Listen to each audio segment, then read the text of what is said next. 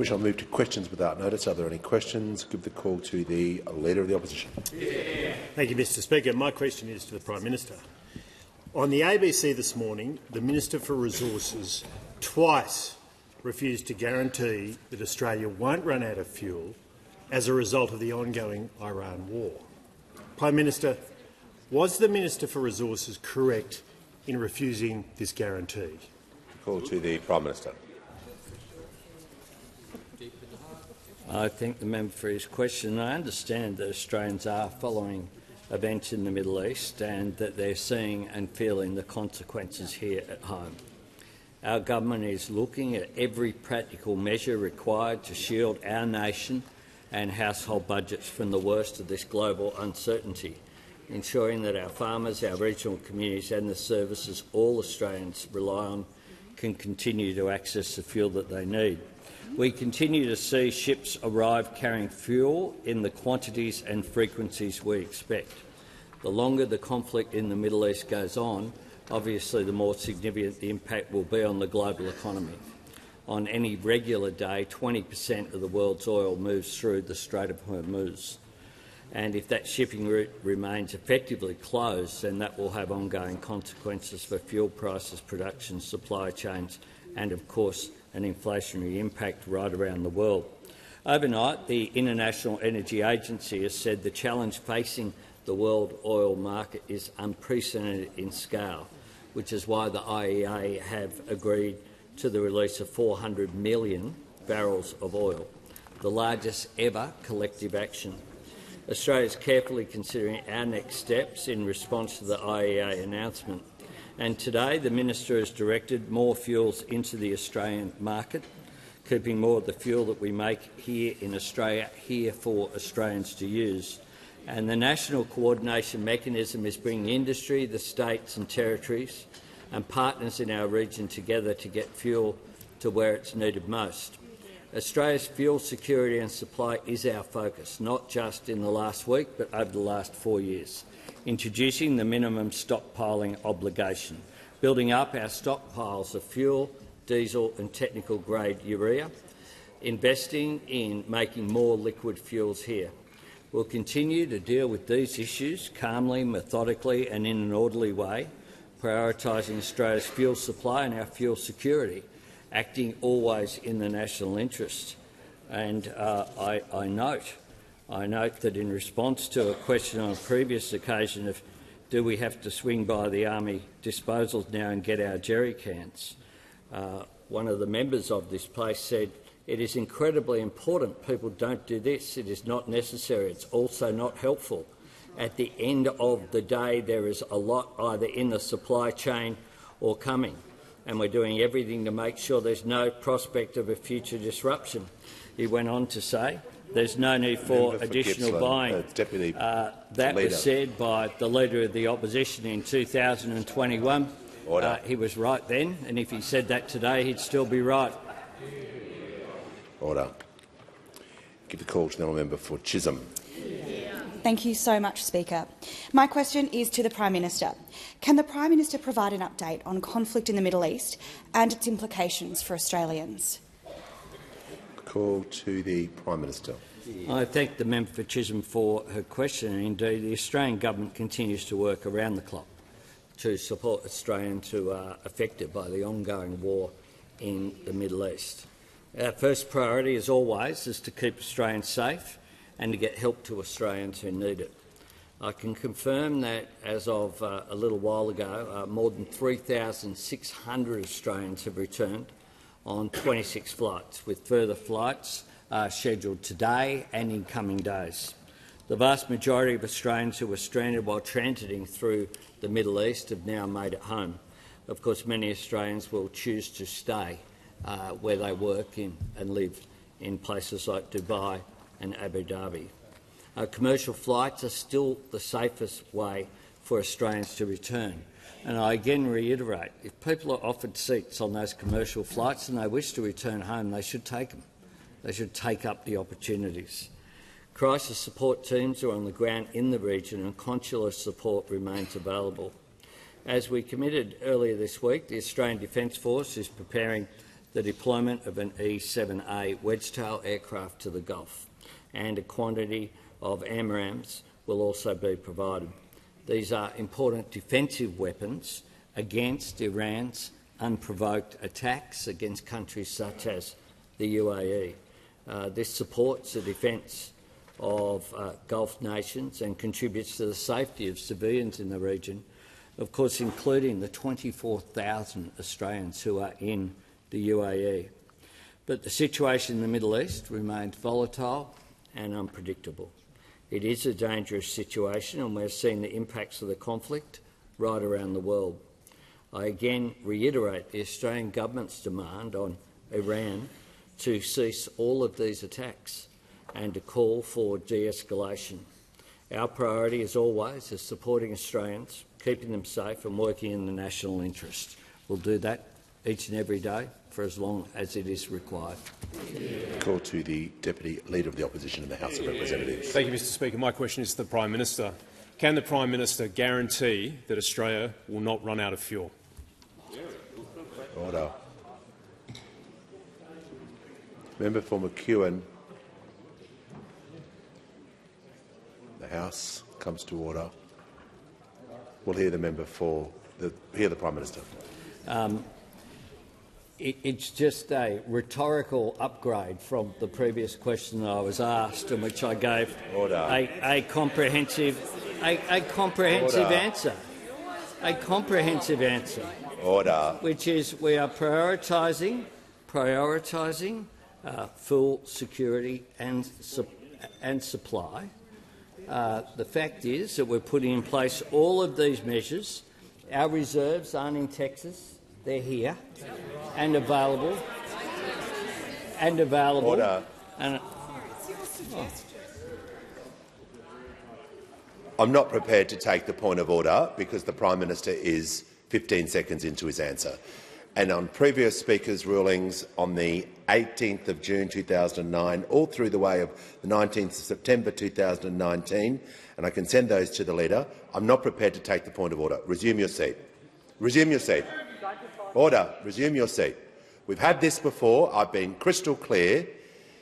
If it was 2 minutes in or 2.5 minutes in, but it is completely unreasonable. Former Speakers have followed exactly the same course I have.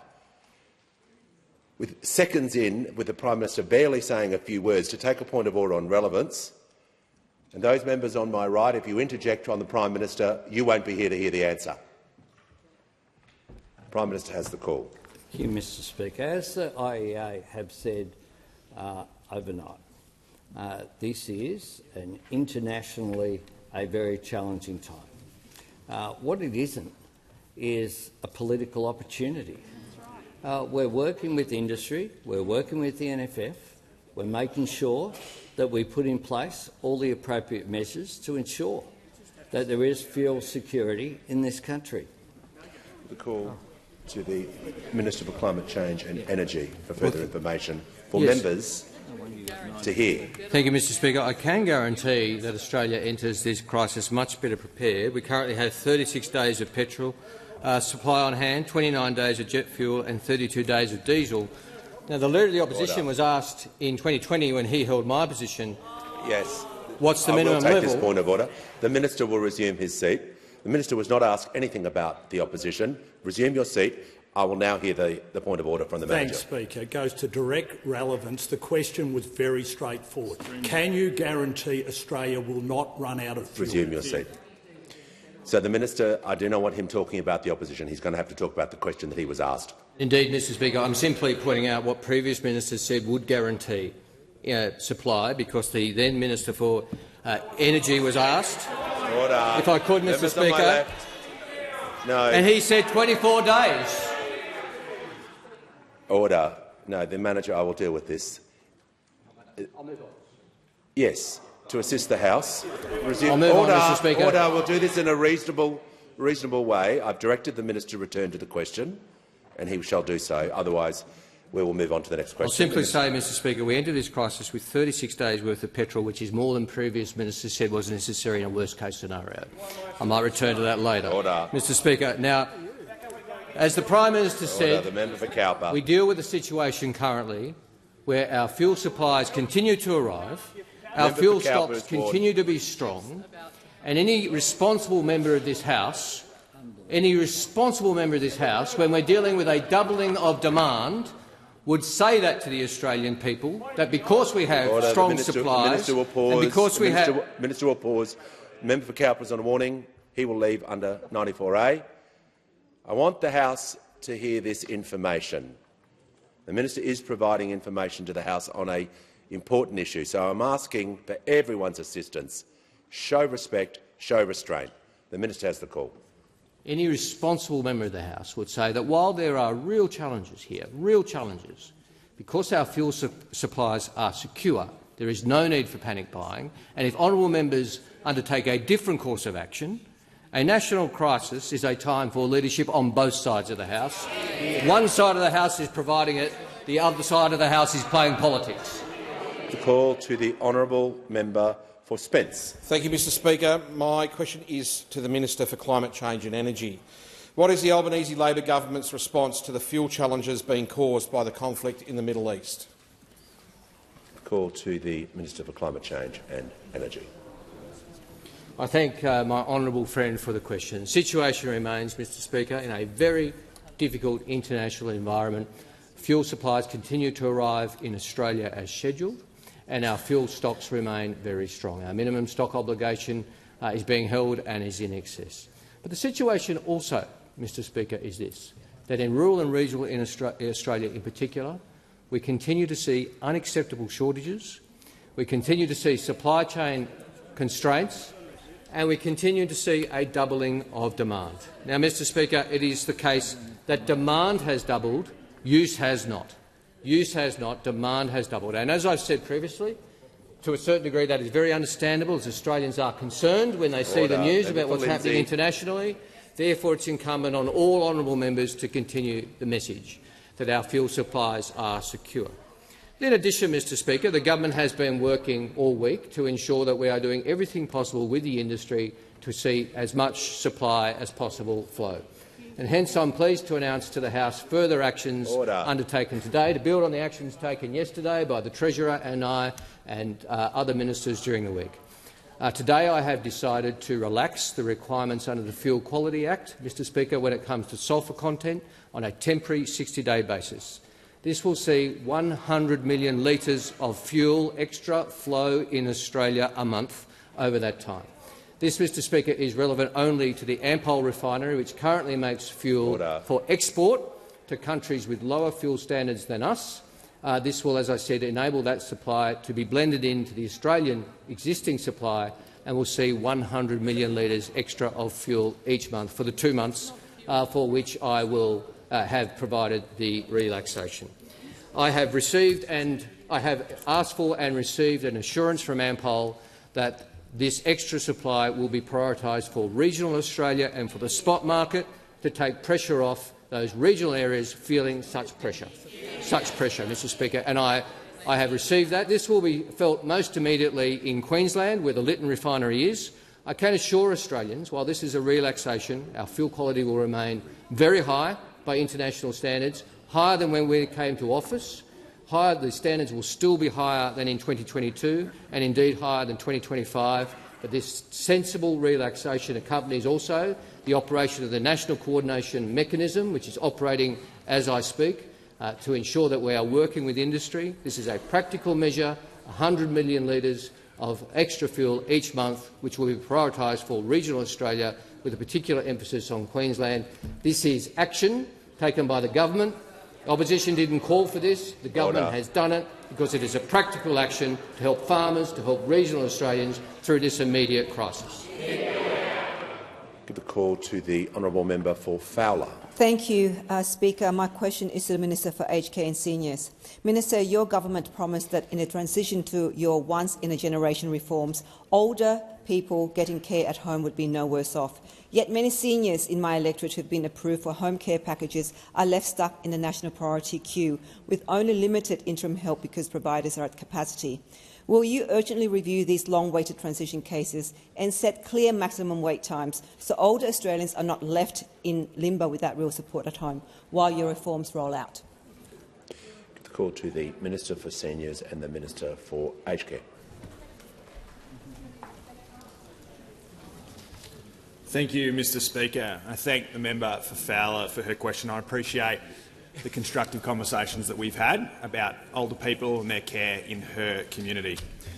As I've said consistently, we want every Australian to be able to access safe, dignified and high-quality aged care services. And to that end, as the member's question referred, we are engaging in generational reform of Australia's aged care system. The new Aged Care Act came into effect on the 1st of November, and along with it, the new Support at Home program, again to which the member's question refers. Labor has increased aged care funding overall by over 40% since the Liberals were last in government. That is one of the steps that we're taking. However, demand for care is growing very rapidly. Today, almost 350,000 Australians are receiving care through the Support at Home program, and that's more than double the number of places compared to the Home Care Packages program just 5 years ago. Over the next 40 years, the number of Australians aged over 65 is expected to more than double, and those aged 85 and over will more than triple. To meet this demand in the short term, we're in the process of rolling out an additional 83,000 support at home places this financial year alone. These extra packages are getting more older Australians the care they need faster, and they're taking pressure off the national priority system, which had dropped by over 25,000 people to the end of last year. We're also seeing encouraging signs that our reforms are moving the assessment system in the right direction.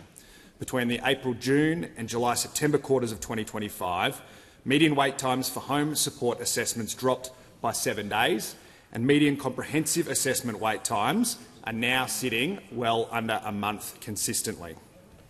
Mr Speaker, we know there's always more work to do, and we'll continue focusing on reducing wait times further so that every older Australian can access care as soon as possible.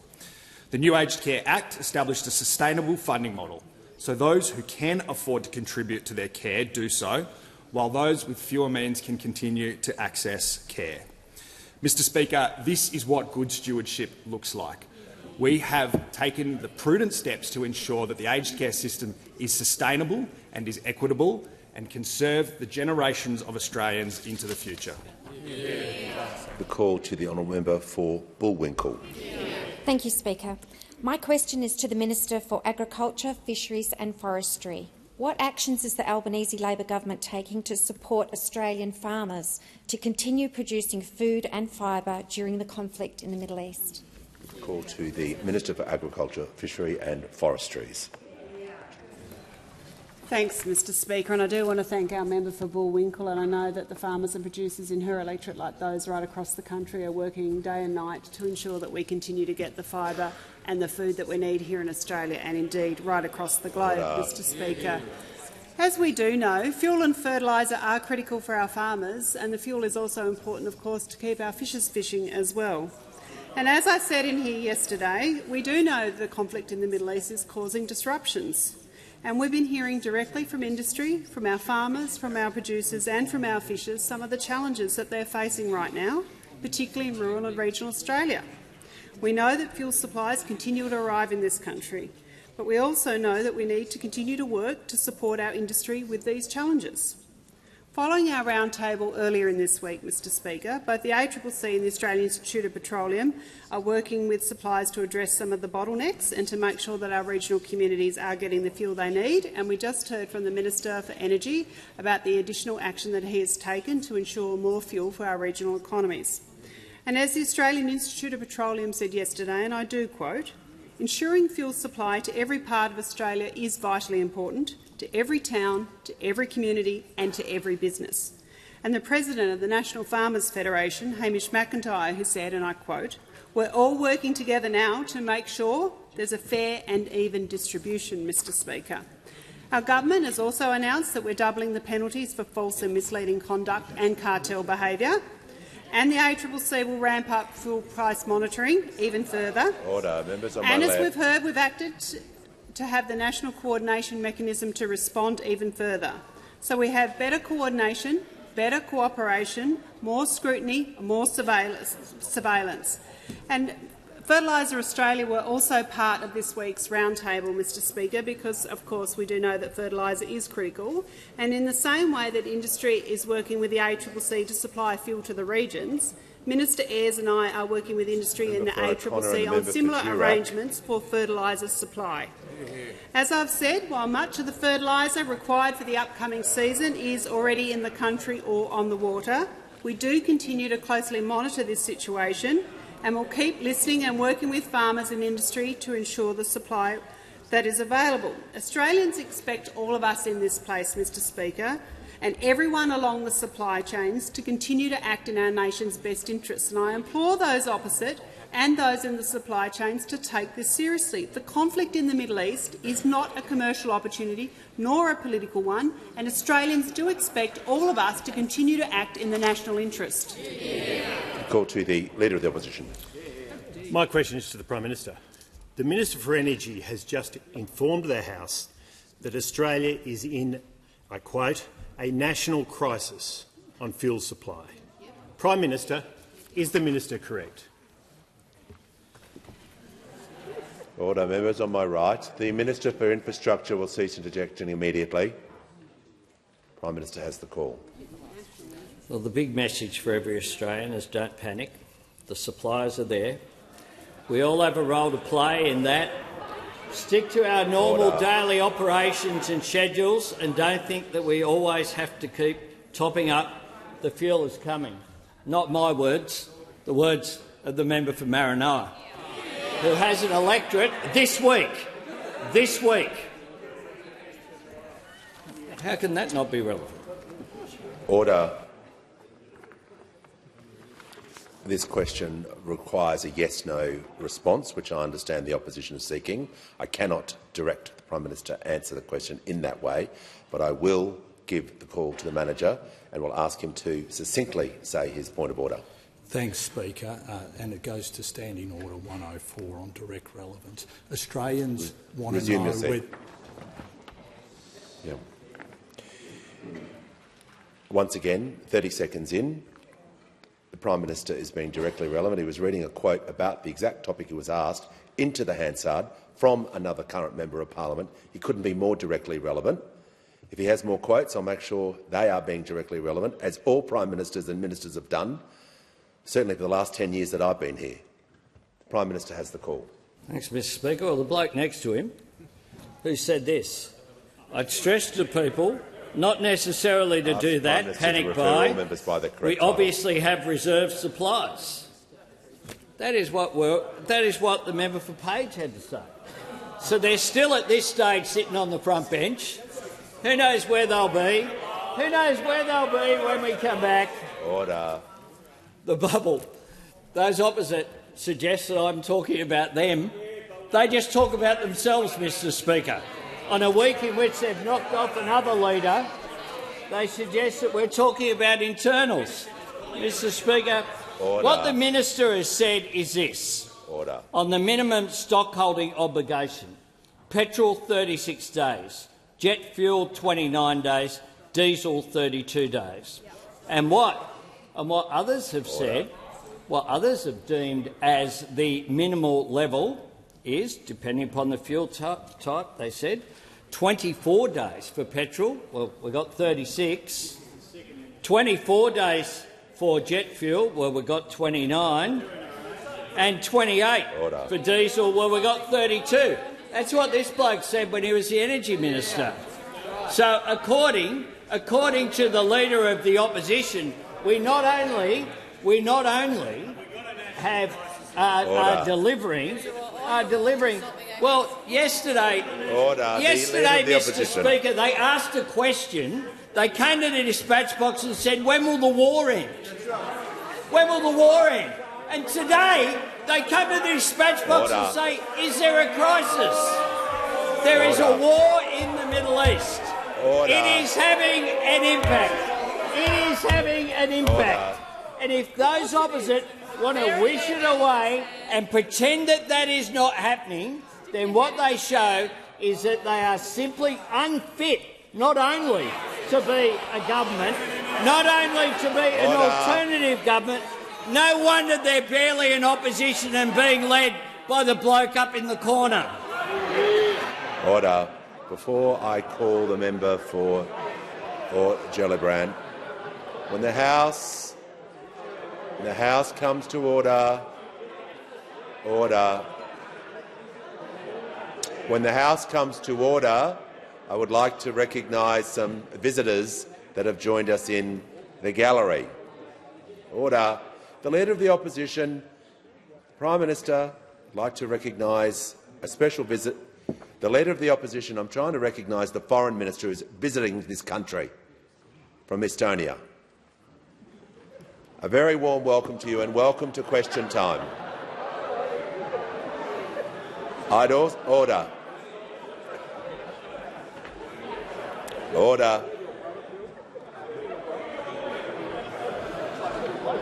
Order. I promised the Foreign Minister earlier today that he would witness democracy in action, and here you are. I'd also like to acknowledge Faye and Sam Hello, a wonderful couple that run a wonderful organisation called Days for Girls, represented by the member for Reid, and a welcome to you all to Parliament as well. Now give the call to the member for Gellibrand. Thank you, Speaker. My question is for the Treasurer. What action is the Albanese government taking to address petrol prices and fuel supply? How does this compare with other approaches? Give the call to the Treasurer. Thanks, Mr Speaker, and to the member for Gellibrand for his great question. He understands better than those opposite the local implications of instability in the world and big movements in global markets. We know that developments in the Middle East are putting additional pressure on people here at home, especially when it comes to volatility in energy prices. Just this week, we've seen oil prices trading as low as almost $80, as high as almost $120 a barrel, but it was $60 in January. We know that people are worried about these pressures and we are acting where we can. Our message to the retailers is do not take advantage of motorists. We've taken important steps to crack down on any retailers who do try and take advantage of the situation. Just yesterday we announced a doubling of fines. We increased surveillance of suspicious price spikes. And we're working with industry and the ACCC to coordinate supply, especially to regional areas where there are particular concerns. This is on top of the extra powers we already gave the ACCC, including to issue on-the-spot fines. And I spoke to the chair of the ACCC very early this morning to make sure they have what they need and they're on the case, Mr Speaker. Now, I also wanted to remind the House that in November of last year, this government passed important changes to the Fuel Security Act 2021 and the Petroleum and Other Fuels Reporting Act 2017. Now, Mr Speaker, in the explanatory memoranda of the legislation that we updated in November, it said it was all about providing additional tools to manage critical fuel shortages and ensure that Australia is not hampered by temporary shortages, Mr Speaker.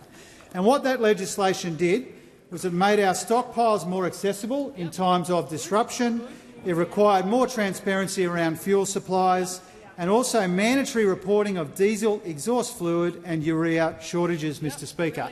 Now, the reason that I raised this legislation that we moved and passed in this place and the other place in November of last year is because those opposite voted against it. They voted against it. If you can believe it, Mr Speaker, with all the politics that they are now playing, they came in this place and they voted against our efforts to manage the stockpiles more effectively for situations like the one that we find ourselves in today, Mr Speaker. And doesn't it say everything about those opposite, that when they had the chance to do the right thing, to update our fuel security arrangements, they came in here and in the usual way they voted no, Mr Speaker.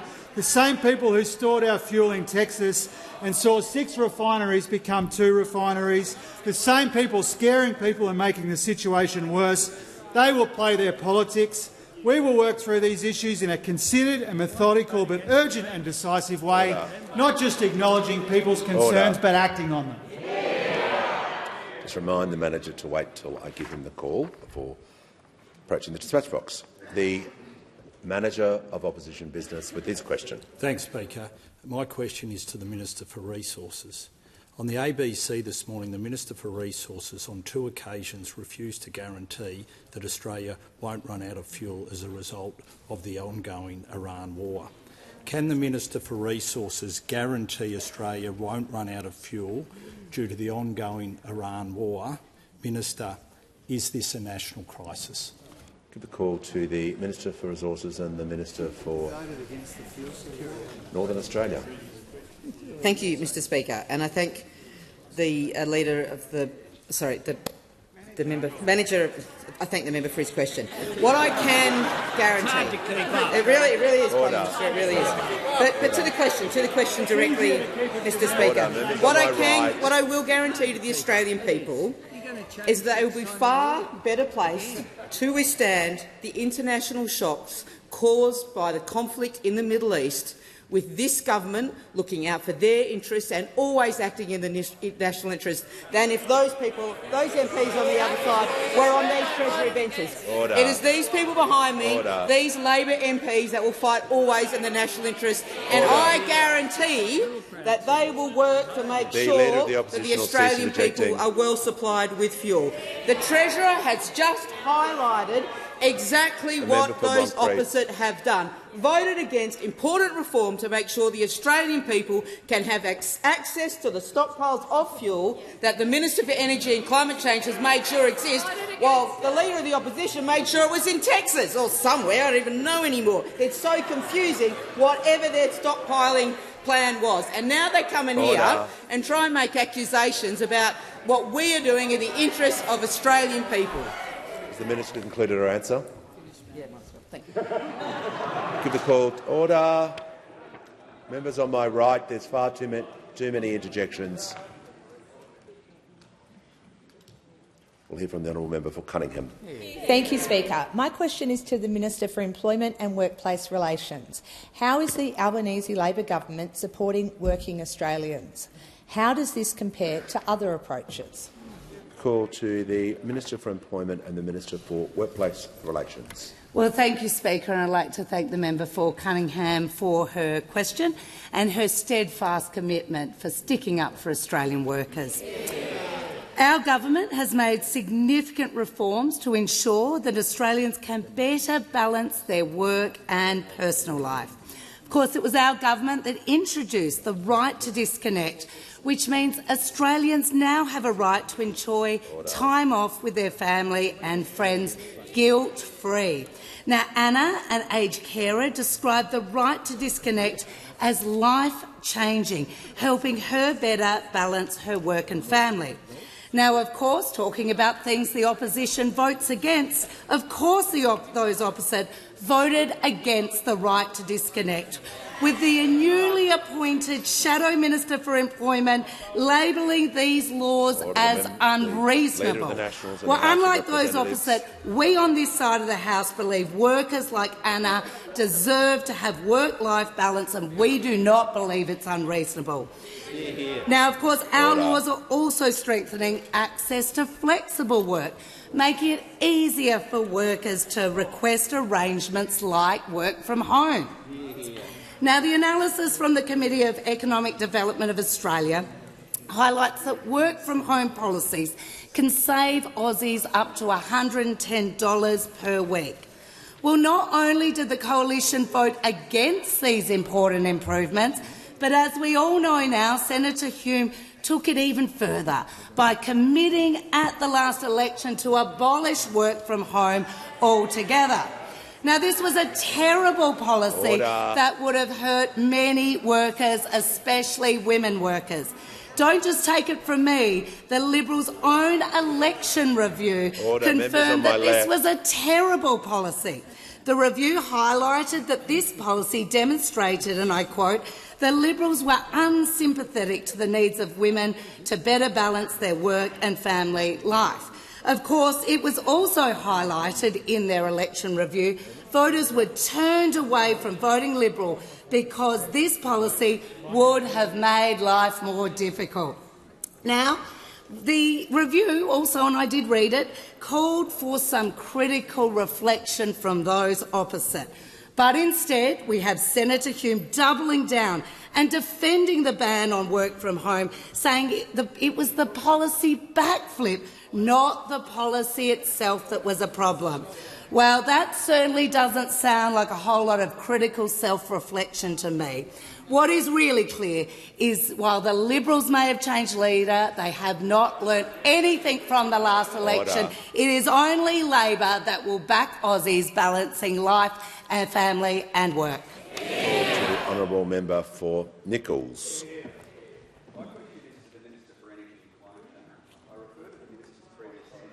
Describing the current fuel situation as a national crisis. Minister, might just allow the member, because the microphone wasn't on and the minister needs to hear the full question.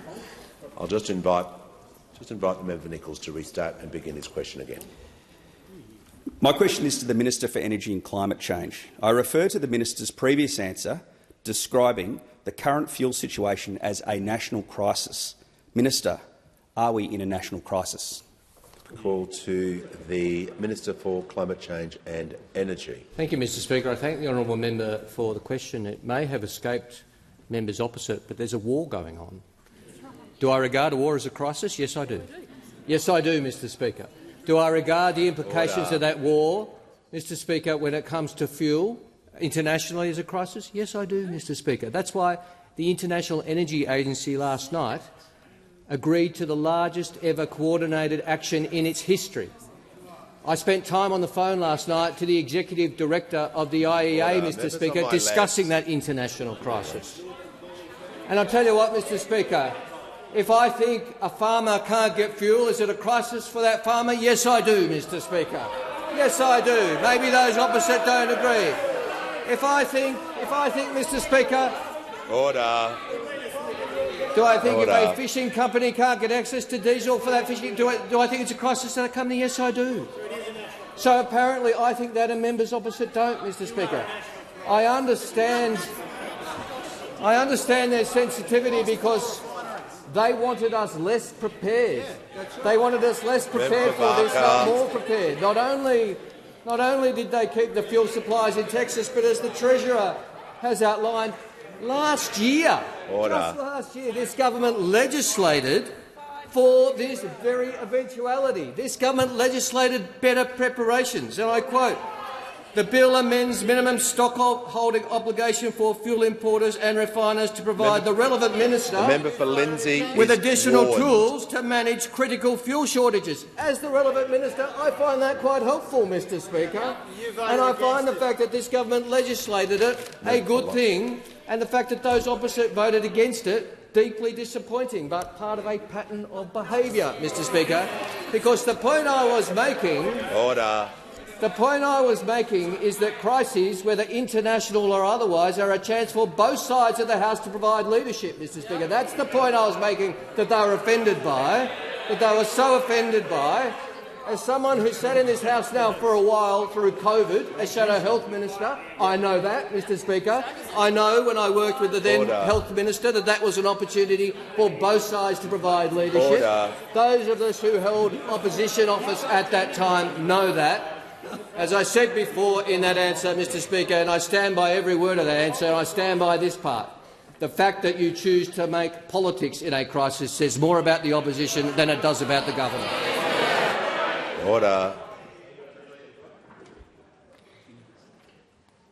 There's far too much noise.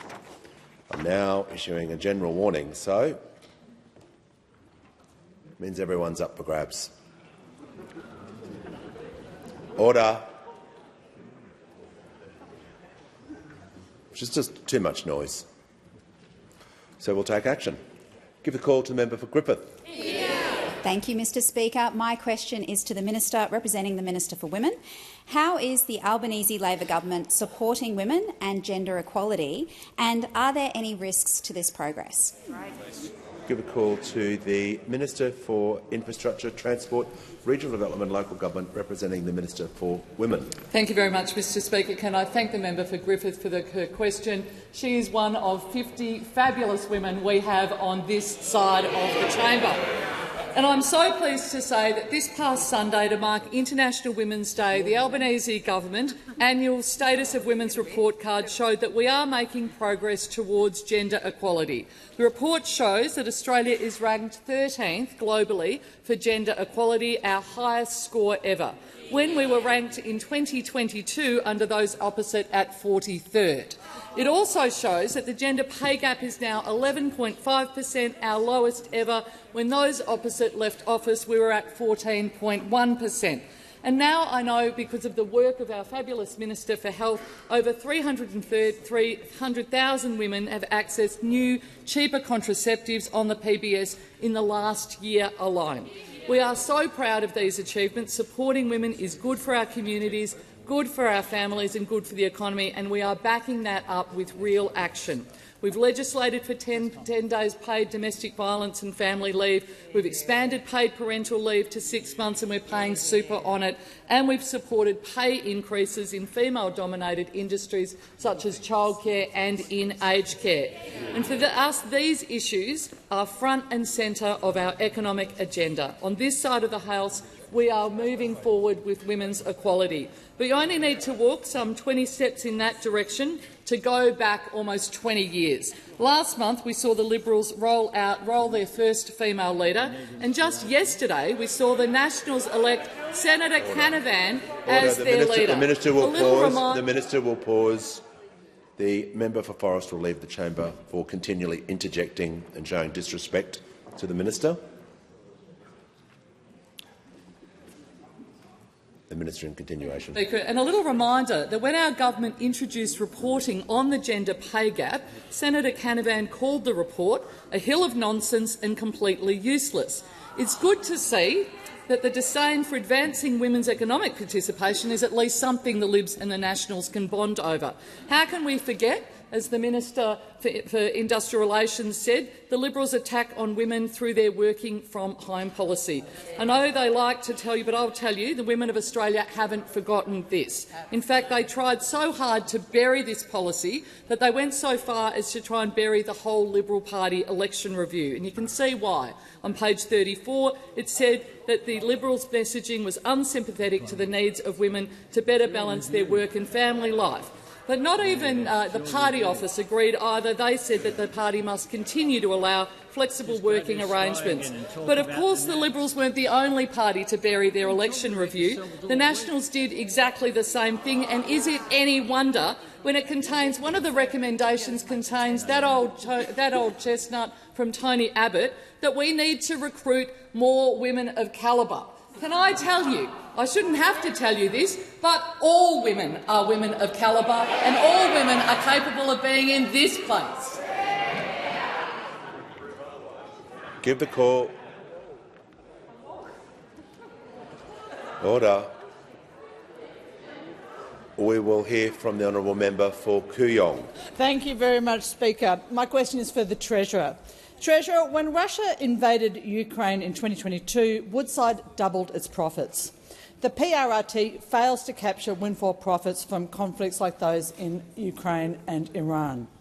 In a cost-of-living crisis, will you impose a windfall tax on the excess profits of oil and gas companies so that Australians can feel confident that we will receive a fair return on our finite national resources?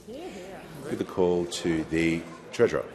Thank you, Mr Speaker. I thank the honourable member for her question. I do know and acknowledge that there are a range of views about the sorts of issues that the honourable member has raised. For our part, in this government, we've already made some changes to the PRRT, which will ensure that Australians collect more tax sooner from the export of offshore gas. And we made those changes because we know that there's an expectation in the Australian community that that companies who pay the PRRT need to pay their fair share of tax. The changes that we made means extra billions of dollars sooner to help fund the government's priorities, including in areas like Medicare and housing and all of the important objectives that the honourable member for Kooyong and the government share. And so those are the steps that we have taken. We've taken those steps. That's not often acknowledged when people call for more to be done. We acknowledge and respect those calls to do more, but we've already acted in a fairly substantial way. Call to the honourable member for Bass. Thank you, Speaker. My question is to the Minister for Education. How is the Albanese Labor government progressing on its reforms to make the university system better and fairer for students? How does this compare with other approaches? Call to the Minister for Education. Thank you very much, Mr Speaker. Can I thank my friend, the beloved member for Bass, for a question.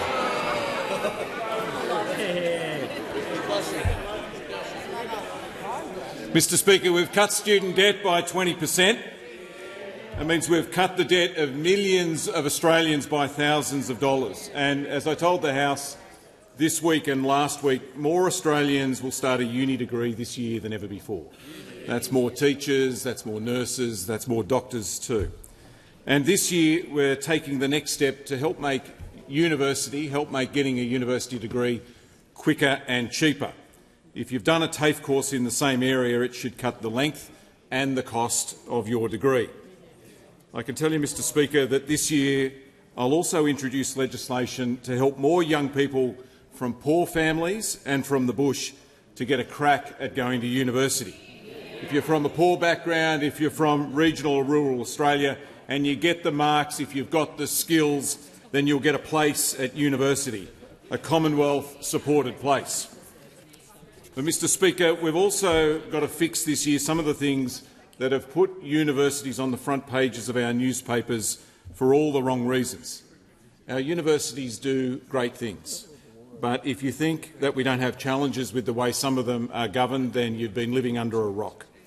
That's why we set up the National Student Ombudsman, and this year we'll take the next step.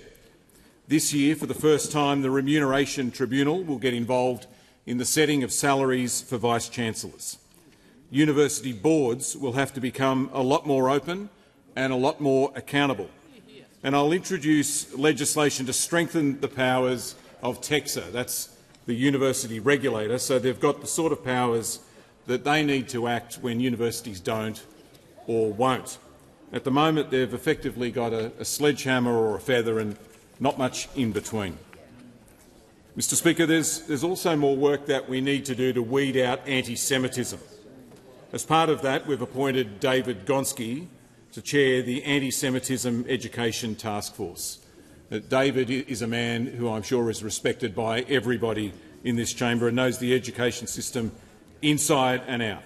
This is an intense 12-month piece of work right across the education system, from preschool to school, TAFE and university. But it's not just anti-Semitism we have to tackle. We're not a racist country, but it doesn't mean it doesn't exist. Of course it does. And it's a problem in our universities as well. The report I released a couple of weeks ago and the 76,000 submissions from students and staff make that clear. And we've got to tackle all of this. It's not about belting universities, it's about making them better. Before I call the member for Durack, I'd like to also welcome members of the One Gippsland delegation who are joining us today as guests of the members for Monash and Gippsland. Welcome to Question Time. Give a call to the honourable member for Durack. Thank you, Mr Speaker. My question is to the Minister for Climate Change and Energy. Minister, the WA Country Health Service has told its staff, and I quote, "Please make sure all cars are not left below 3/4 of a tank at all times. Fuel availability at your next destination cannot be guaranteed." End quote. Can the minister guarantee that the employees of the WA Country Health Service are able to access a secure supply of fuel in this national crisis? Call to the Minister for Climate Change and Energy. Thank you very much, Mr Speaker. I thank the honourable member for the question, although I must confess I'm a little surprised that I've just announced an additional 100 million litres of supply and the opposition has not asked a question about it, Mr Speaker. But Order. In relation to Member for Groom. And with a guarantee that regional areas will be prioritised, but Order. Order. And Western Australia is connected to the entire country, Mr Speaker. It's part of the same country, Mr Speaker. But Mr Speaker, in relation to health services, I will say, obviously, I will work closely with the Western Australian Government and health services, and there are some honourable members who have been to see me over the last 48 hours from that side of the House, who have been to see me about particular issues in their electorate, and have asked me to address them, and I work very hard with them to address them. And if the honourable member chooses to do that as well, she's very welcome. We call to order. When the House comes to order, we shall hear from the honourable member for Swan. Thank you, Mr Speaker. My question is to the Minister for Housing, Homelessness and Cities. What is the Albanese Labor government doing to help vulnerable Australians find secure and stable housing? Is the government aware of any alternative approaches to this crucial work? We call to the Minister for Housing, the Minister for Homelessness and the Minister for Cities. Thank you, Speaker, and I thank the member for Swan for her question. Speaker, our government is funding the build of 500 social and affordable homes in her electorate alone, Speaker, and next week she is turning the sod on the beginning of construction of 170 of those homes. It's going to be a great day for Swan. Speaker, we've got a national housing challenge that's been building for decades, and for some Australians the stakes here could not be higher. Whether we're thinking about pensioners who are at risk of homelessness, women and children who are fleeing family violence, or young families who might be being pushed from unaffordable rental to unaffordable rental, housing for these people in our community is a matter of safety and it's a matter of security. And that is why, Speaker, building social and affordable housing is right at the heart of our government's housing agenda. Speaker, we are building 55,000 social and affordable homes in every corner of our country. Every single one of those homes will change the life of an Australian and their family. Now, Speaker, it is self-evidently obvious that our country needs to be building more social housing, so you would think that our government's initiatives would have bipartisan support. Unfortunately, what we have seen from the coalition is every single opportunity has been taken to delay and block the building of desperately needed housing. Now, Speaker, it is shameful, but maybe we shouldn't be surprised because this is perfectly consistent to what we saw the coalition do during the wasted decade. Remember, Speaker, 9 years for most of that period they couldn't even be bothered having a housing minister. And unbelievably, Speaker, they built 373 homes over 9 years. We're building 55,000. Now, Speaker, the Shadow Treasurer has been unusually open about his personal views about social housing, and I want to share those with the parliament. He has said our real objective should not be to build more social housing. He went on to say that his view is that social housing, and I'm quoting him here, Speaker, suffocates the spirit of entrepreneurialism. Really? I know, Speaker. I read that. I couldn't quite believe it. I don't think I have ever heard a more snobbish comment in my entire life, Speaker. I stand next to a Prime Minister who is proof of what social housing can do, Speaker. Social housing gave him and his family safety, security and a platform on which he went on to lead our country, and every person on our side of the chamber is damn proud of that. Now, Speaker, this is what those opposite don't understand. Social housing doesn't suffocate ambition. It gives people on which it gives people a platform on which to grow. Now, Speaker, when Australians are doing it tough, Labor does not turn its back. We build more housing, we protect the vulnerable, and we will not stop until every person in this country who deserves safe housing has got access to it. The call to the honourable member for Mackellar. Thank you, Speaker. People in my electorate of Mackellar are concerned about recent media reports. I'll just ask the member to begin her question again and to direct where the question is to go. Thank you, the Speaker. member for Mackellar has the call. Thank you. Thank you, Speaker. My question is to the Prime Minister. People in my electorate of Mackellar are concerned about recent media reports that allege the government offered the coalition more personal staff in exchange for their support of the controversial Freedom of Information Amendment Bill.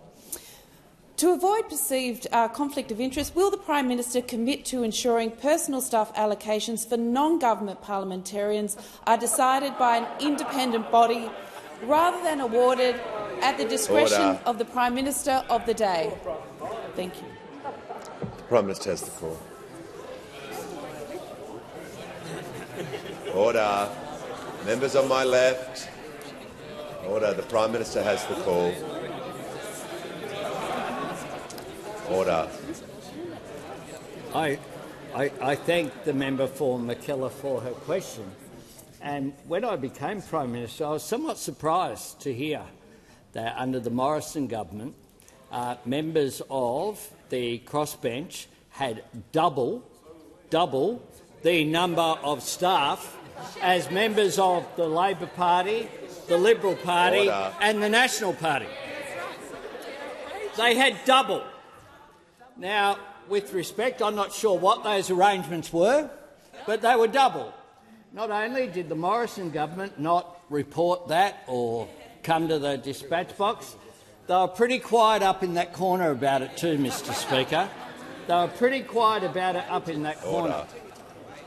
So I thought it was a bit unreasonable that people who were side by side in electorates, such as Bennelong next to the 3 seats that are now occupied by independents, should have half the staff, and the people of Bennelong should get the capacity to just have half the representation of people who were independents.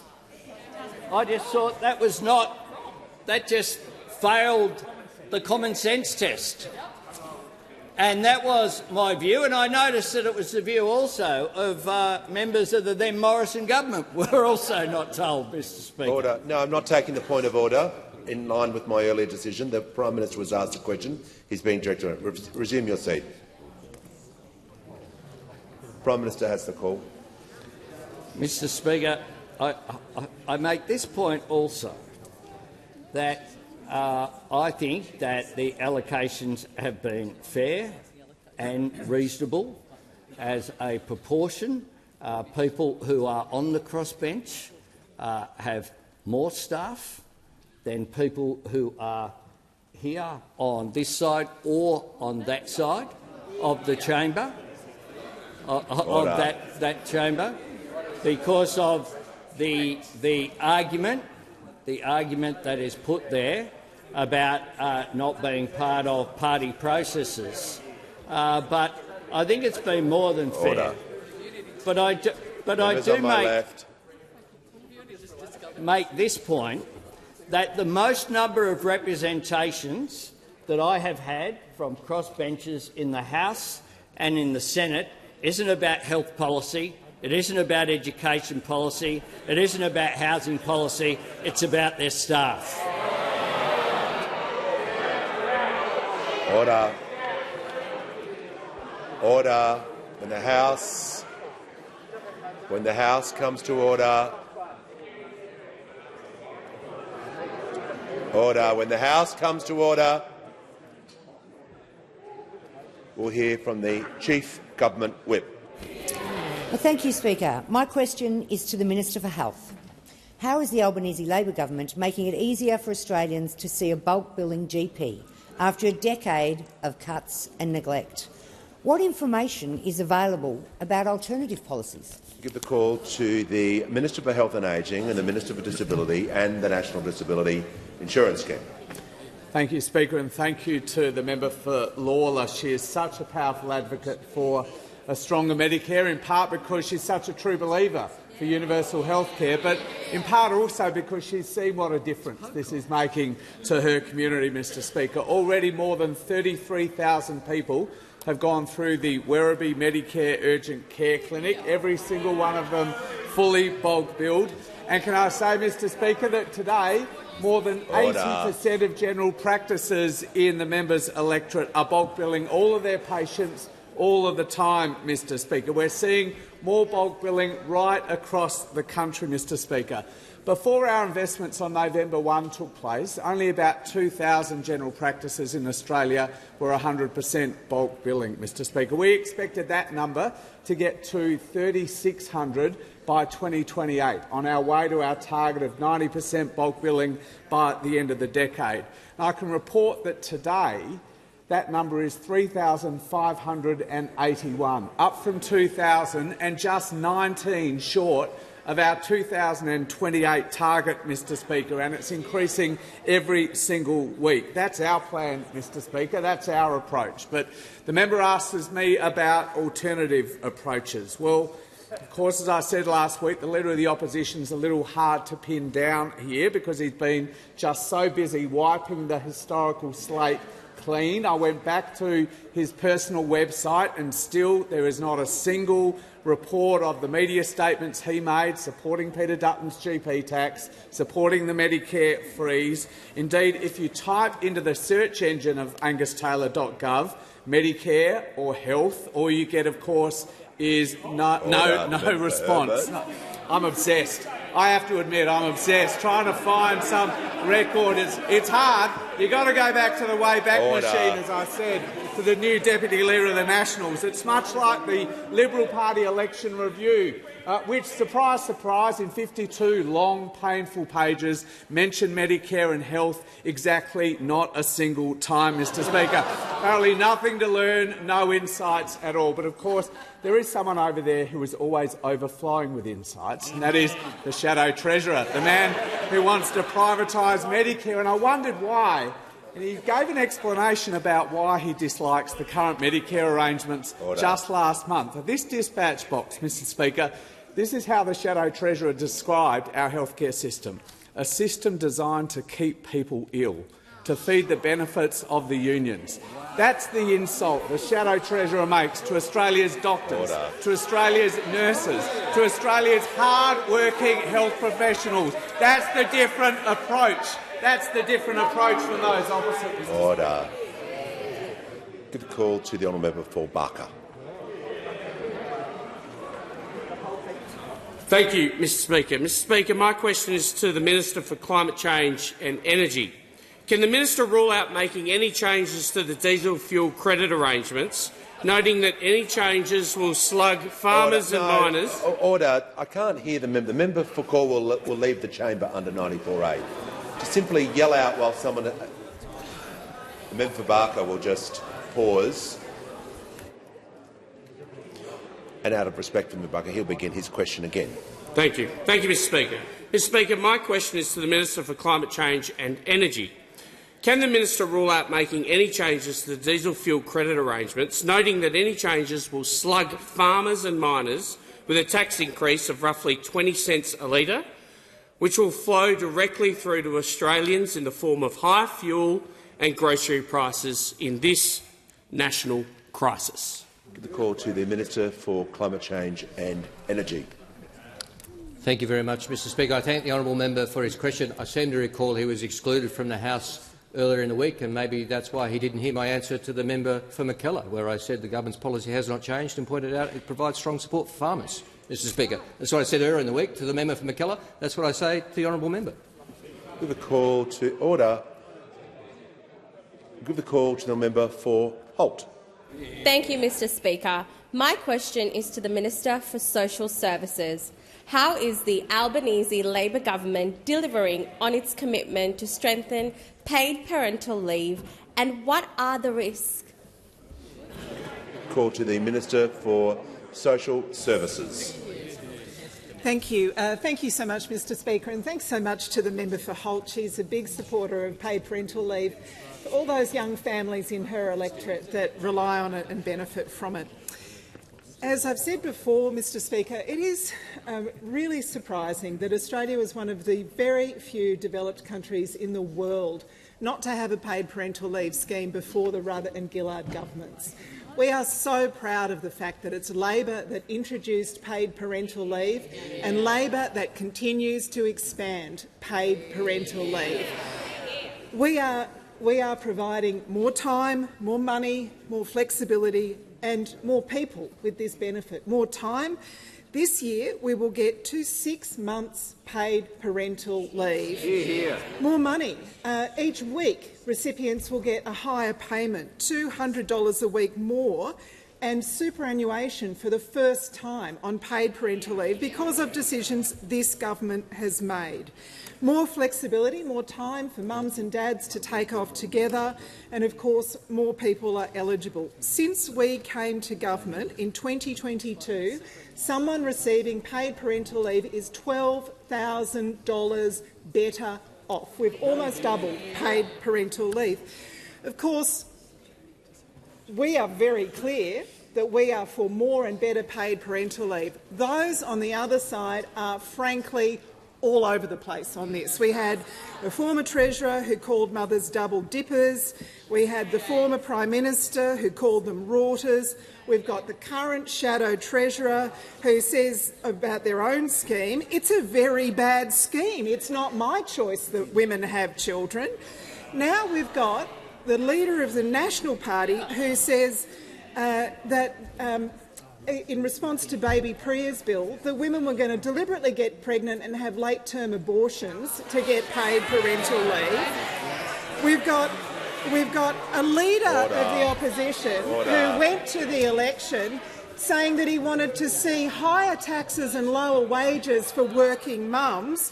We've got a deputy leader of the opposition in the other place, I mean, I think that's her title, it's not very clear, who wanted to cut off access to working from home for working mums. And, you know, look, essentially they are all over the place on supports for working families. What we know for certain on this side is we are for paid parental leave.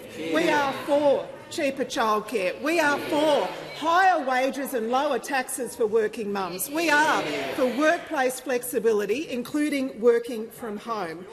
And we are for supporting families to look after their kids with that security. The call to the honourable member for McKellar. Thank you, Speaker. My question is to the Prime Minister. Was personal staff used as a way to encourage the coalition to support the Freedom of Information Amendment Bill? Thank you.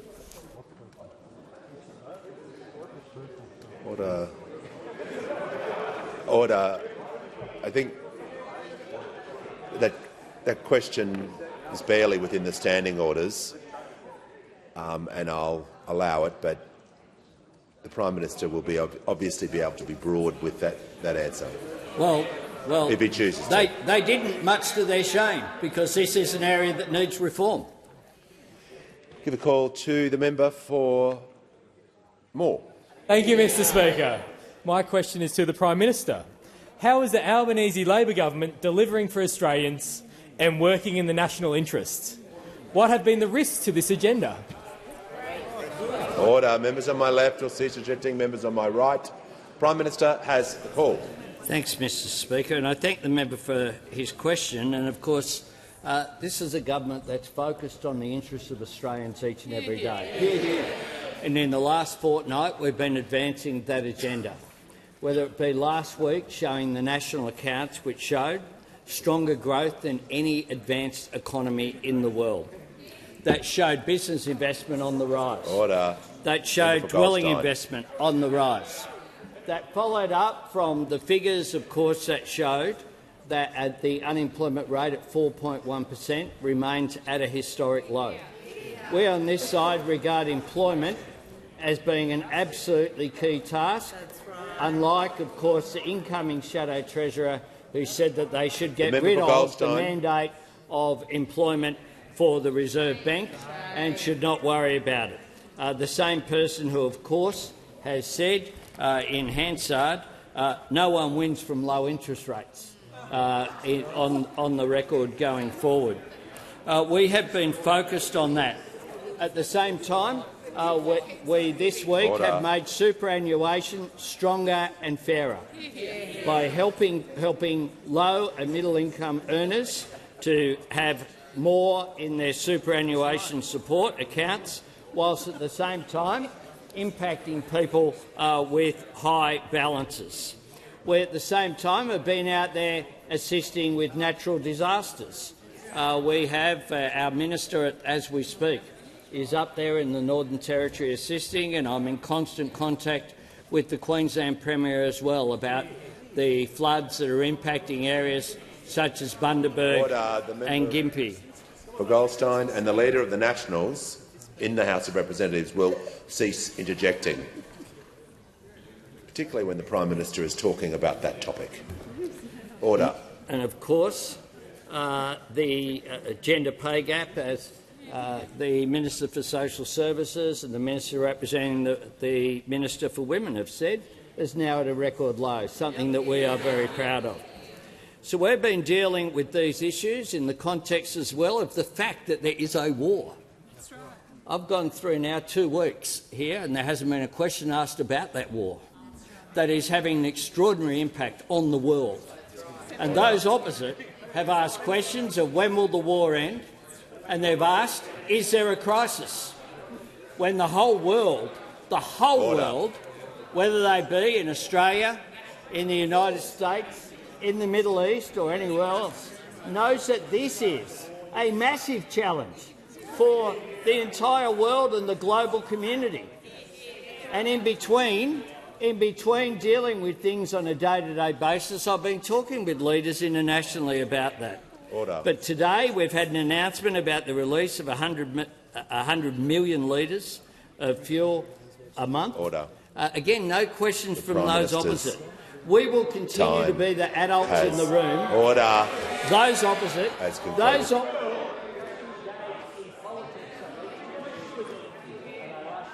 Order. The Prime Minister has the call.